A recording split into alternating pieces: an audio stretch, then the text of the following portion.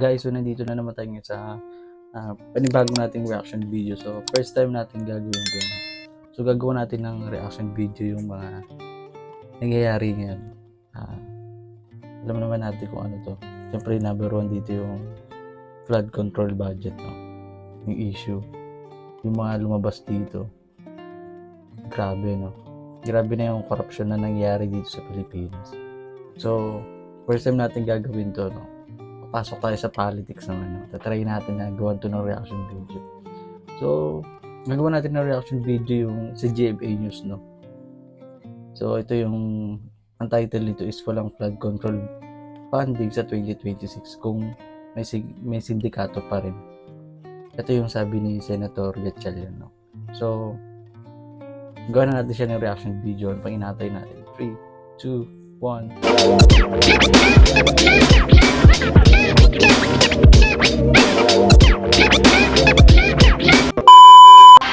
Kung may mga mapagsamantala pa raw sa mga flood control project, ang mungkahi ni Senator Win Gatchalian, walang ilaang pondo para rito sa 2026. Pero tutol dyan, ang isang kongresista. Ang detalye sa pagtutok ni Mab Gonzales. Kung lalagyan mo ng pondo tapos ganyan pa rin, nandiyan pa rin yung sindikato, nandiyan pa rin yung kontraktor, parang tuloy ligaya lang yung mangyayari. Naniniwala si Senate Finance Committee Chairman Senador Win Gatchalian na may sindikato sa flood control projects at kung hindi aniya maaayos ng DPWH ang sistema, hindi na nila popondohan ng flood control sa 2020. Tama naman to. Tama yung sinabi ni Senator Gatchalian dito, no? So, para sa akin, tama naman yung sinabi ni Senator Win Gatchalian dito, no? Di naman dapat hindi na pondohan to ngayong flood control kung palagi lang naman binubulsa lang naman ng mga buhaya dyan sa gobyerno, no? So, ang mali kasi dito, sana hindi sila puro panay hearing lang, no? Sana may mapanagot talaga dito kasi isipin mo, kinakaltasan tayo ng tax bilang Pilipino dito sa mga ginagawa sa trabaho, sa mga binibili natin, may value added tax. Diba? Ang dami, may 20%, meron pang 20% tax doon sa mga bangko na kapag naghulog ka sa ginamitan mo ay pag yung pera mo ay ginamit mo para sa time deposit, magkakaroon ka ng 20% tax. So, grabe. So, sobrang daming tax tapos parang hindi mo ramdam kung tama ba yung ginagawa naman nakaupo ngayon, no? So, karamihan kasi dito nung pinanood ko siya sa Congress, sa Kongreso, ay sa Senado, yung hearing ng Senado, karamihan doon nabuking, no? Siyempre, shoutout kay Senator Marcoleta na tsaka sa ibang senador, no? Parang lumalabas doon na karamihan congressman ng may-ari o may kapamilya yung congressman na contractor, no? Tapos yung DPW, syempre malabas din doon na DPW kasabwat din, no? Para may hati rin sila. So, ang mahirap, ano? Sana may mapanagot dun sa DPWH, sa contractor o sa Congress, kung sino man yung salarin. Kasi grabe yung hirap ng Pilipino ngayon. Lalo sa pagbaha, sobrang hirap pagdating yun sa yung panahon na to ngayong admin na to, kasi sila lang rin naman yung nakakakilala niya, no? Kung sino yung gumagawa ng pag-corrupt sa budget ng flood control. So matagal na to kahit 2023 pa lang, 2024 issue na to, pero ngayon lang nila nasilip, di ba? Kung hindi pa pumutok ang maraming nakapansin, no? So parang pilit nilang pinagtatakpan, no, sa issue ng impeachment. Puro sa Duterte lagi yung tinatarget nila, pero parang tinatabunan nila yung issue talaga dito sa flood control kasi alam nilang maraming madadawit na congressman o mga nakaupo sa gobyerno dito. So parang nila, dinadivert nila yung issue, no? So mapapansin mo talaga ganun yung ginagawa ngayon. Kada may lumabas na issue about sa sa mga government nga na official na about sa corruption, papatungan nila ng issue about sa mga Duterte, no? So, yun yung napapansin ng mga Pilipino. So, play uli natin. 26. I-review namin proseso. Gagaya ng nasabi ko, kung ang proseso ay maluwag, aabusuhin at aabusuhin yan ng mga kontraktor at ng sindikato. Titingnan aniya ng Senado kung paano napopondohan ang mga proyektong ito at kung umpisa pa lang ay may usapan na sa kontraktor. Dapat rin na higpitan yung pagbibigay. Bidding kasi natin, igan mano-mano eh. Kailangan gumamit na ng bagong teknolohiya, lahat internet na para wala ng human intervention. Ani Gatchalian, tiyak na may mananagot pagkatapos ng investigasyon ng Senate Blue Ribbon Committee. Dapat lang may managot yun kasi syempre budget ng Pilipinos. Mga Pilipino, kaltas kayo ng kaltas tapos gagarapalin nyo yung tax ng mga mamayang Pilipino. So, ang advice ko lang kasi ngayon, mas magandang gawin ng nasa gobyerno ngayon. Huwag na nila ipagawa dito sa mga kontraktor ng Pilipino. Wag na. Ang advice ko ngayon sa admin ngayon, kumuha sila ng mga kontraktor sa ibang bansa. Yun kasi mga mas magagaling talaga. Lalo na yung Japan o kaya Singapore. Yan yung mga madalas magagaling pagdating sa mga construction, no? Pagdating sa mga ganyan mga bagay na flood control, LRT, mga train, ganyan paggawaan. Kasi yan yung nakikita ko na sila yung pinakamaganda na bansa pagdating sa mga ganyang pamamalakad, no? Sa paggawa ng mga construction na ganyan. So, mas maganda kung wag na nila ipagkatiwala talaga sa Pilipino. Kasi alam naman natin na sobrang daming korap na Pilipino dito na nakaupo sa gobyerno. No? So, para sa akin, mas pabor ako kung ibang bansa yung gagawa. Di ba? So, play uli natin. Tutol naman si Bicol Saro Party List Representative Terry Ridon na i-zero ang budget sa flood control sa 2026. Pagka sinira mo yung flood control for next year, edi kawawa ho yung mga nasa mga kailugan. We have to be a bit more reasonable, no, in all of these things. Kasi nga, again, we have to state it clearly. Flood control is something that is fundamental for climate risk communities. Sabi ni Senador Ping Lacson, nakilahok na ang publiko sa pagre-report ng substandard at ghost projects. Ang huling pagsubok, ang kasiguraduhang may mapaparusahan. Sana raw may malaking tao na makasuhan at makulong para wag na pamarisan. Dahil kung wala, mawiwili ang dating gumagawa at mahihikayat ang di dati gumagawa. May isiniwalat naman. Ito nga yung sinabi dito ni Senator Ping Lacson. Tama naman to. No? May mga lumalabas kasi na kaalyado lang din ng admin ngayon kung sino yung mga. Alam rin nila kung sino yung gumagawa ng mga ganito. Mga pag-corrupt sa budget ng mga ng Pilipinas. Grabe. Sabi nga nung isa, 2 lang daw yung taong humahawak ng budget ng Pilipinas. So, alam niyo na kung sino naman yun. Ayaw na natin magbanggit.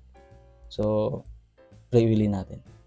Si Baguio City Mayor Benjamin Magalong tungkol sa mga anyay request at reklamo ng mga kongresista pag nagsimula ang deliberasyon ng national budget sa Kamara noong nasa PNP pa siya. Bigla kami makakatanggap ng message sa taas, sasabihin na puntahan nyo na yung mga congressman at tanongin nyo na kung ano yung mga kagustuhan nila, ano yung mga complaint nila. So, yung mga maayos na congressman, maayos sa mga tanong, maayos sa mga kahilingan. Pero yung mga may kalokohan, ay puro kaya parochial concerns yan. Kaya, yung kumbaga paano ipopromote yung kanilang sariling response. Walang partikular na sinabing request si Magalong. Dagdag ni Magalong na convener din ng Mayors for Good Governance pag budget hearings. Hinihingi lang umano ng mga kongresista ang pansariling interes. Nag-uusap din kami mga mayors, pati na rin sa League of Cities, pati mga kasamahan namin dyan sa League of Municipalities. Kadalasan, iisa lang ang complaint Walang konsultasyon sa local government. Gumagawa ng project itong mga tiwaling congressman. Yun ang nasusunod. Nag-uusap-usap na raw ang samahan ng mga alkalde. Ito. Tama tong sinabi ni Mayor sa Batangas na si Mayor Magalong. So parang same to dun sa Maynila. No? May congressman dun na nagtayo ng hindi man lang naghingi ng permit dun sa mismong mayor's office. No? So grabe. No? Tama, tugman-tugma talaga. Karamihan talaga sa congressman puro illegal karamihan ng ginagawa. Yung parang hindi dumaan sa mga mayor's permit, sa mga tamang proseso bago magtayo ng isang establishmento dun sa isang lugar, sa city na yon. Tapos, ano pa ba? Gumawa ng isang mga proyekto, ganyan. Yung iba kasing magtatayo lang sila doon na wala man lang permit o humingi ng albiso doon sa isang alkalde ng isang syudad, no? So, grabe. Grabing gagarapal. Tingin ko dapat buwagin na yung Congress, no? Dapat talaga tanggalin na yung Congress. Tsaka sana may managot dito sa paggawa ng mga ganitong pagnanakaw sa ano. Kasi mamamayang Pilipino ang nahihirapan dito sa ginagawa nila. So, play ulit natin.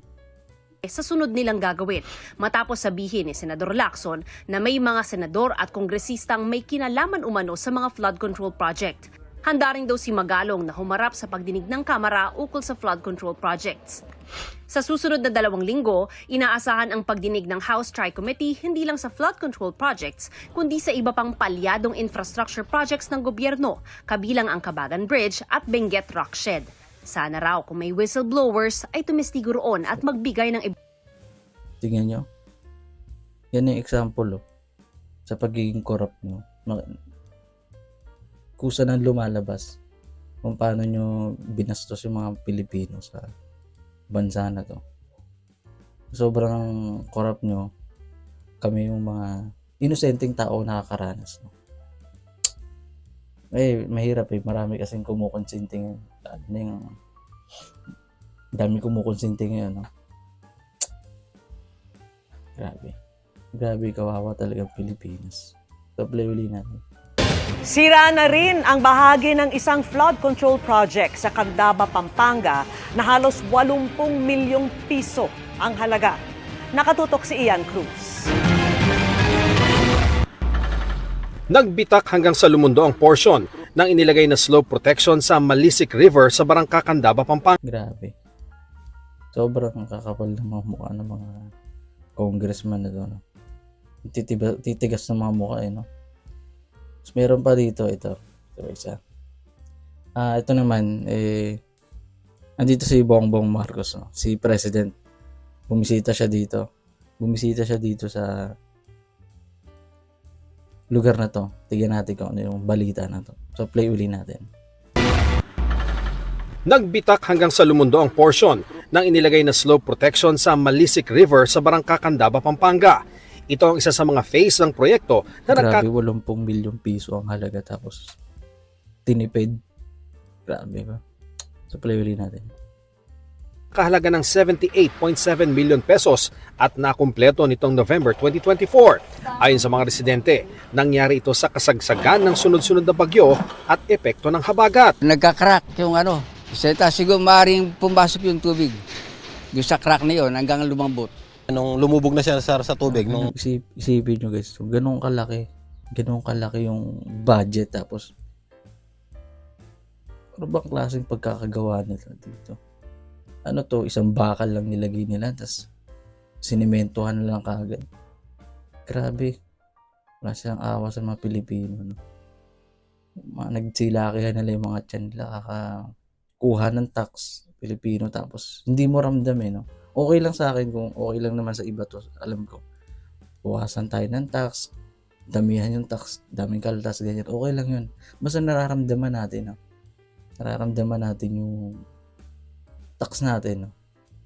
Tapos tayo rin nakikinabang. Kaso hindi kinakaltasan tayo ng tax tapos iba yung nakikinabang.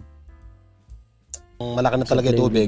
Pagbaba ng tubig, sir, sumunod na. Bumagsak na rin yung paggagawa. Ang proyekto, ginawa ng Santo Cristo Construction and Trading Incorporated. Ayon sa ilang trabahador na nakausap namin, nasa 72 meters ng dike ang apektado. Kinukumpuni na ito ngayon at target matapos sa loob ng tinatayang 1 linggo. Sinisika pa naming makuha ang pamunuan ng construction firm.